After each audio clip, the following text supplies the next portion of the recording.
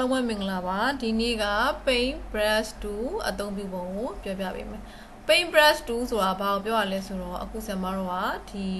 tools ပေါင်းမှာ Paintbrush 2ကိုယူပြီးတော့ဆွဲမယ်ဒီလိုအချိန်မှာ cross ပြနေတယ်ကို mouse ယူလိုက်တိုင်း cross ပြနေရဆိုရင် cap lock ပွင့်နေလို့ပါ cap lock ပိတ်ပြီးတော့အကြောင်းလေးတစ်ကြောင်းဆွဲကြည့်လိုက်အဲ့လိုမျိုးလေးပေါ့နော်ကိုလိုချင်တယ်လို့ဥပမာ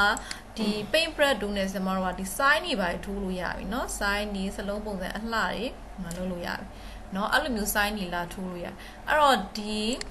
paintbrush 2ကိုသုံးပြီးတော့လုပ်ကြည့်ပါတခါတည်းမှာ line ကစမှုမဖြစ်ဘူးဘာဖြစ်လို့လဲ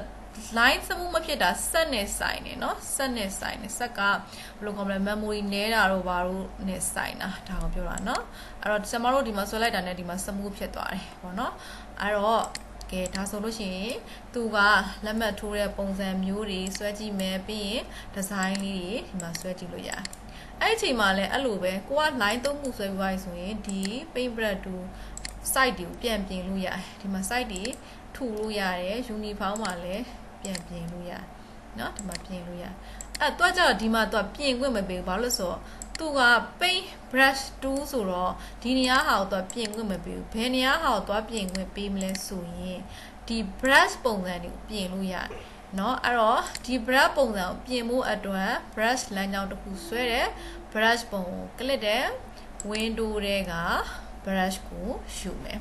အဲ့တော့ window ထဲမှာ brush ကိုယူမယ်เนาะ window တွေက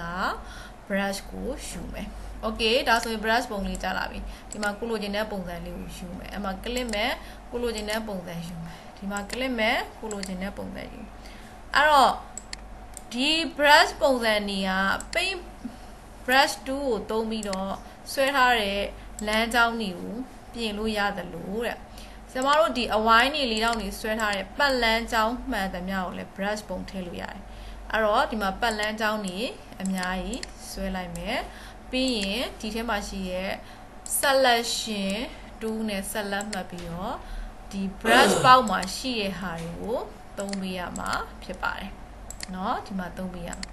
ဟုတ်ပြီเนาะအဲ့တော့ brush ပုံစံတွေကအမျိုးစုံထပ်တိုးလို့ရဒီနေရာလေး brush library menu ဆိုတာရှိ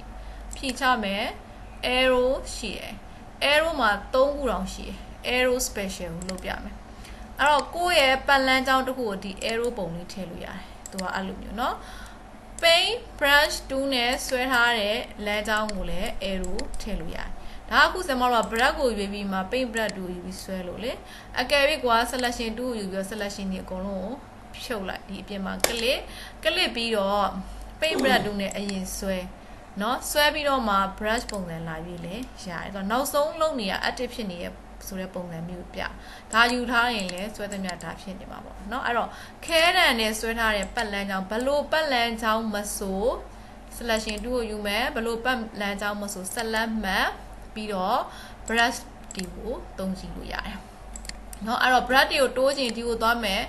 arrow ထဲမှာ3မျိုးရှိရတိုးကြည့်ပါ arc stick ထဲမှာ6မျိုးရှိရလိုက်လုပ်ကြည့်ပါ border ထဲမှာလည်းအများကြီးရှိရအဲ့တော့ဒီ arrow ကနေပြီးတော့ဘယ်ထိလောက်ရမလဲဆိုရင်ဒီပေါ့နော်ဒီထိဒီတော့ဒီ3ခုလောက်ကိုလေ့လာထားပြီးပါเนาะပြီးရင်ပြန်ပြပြီเนาะ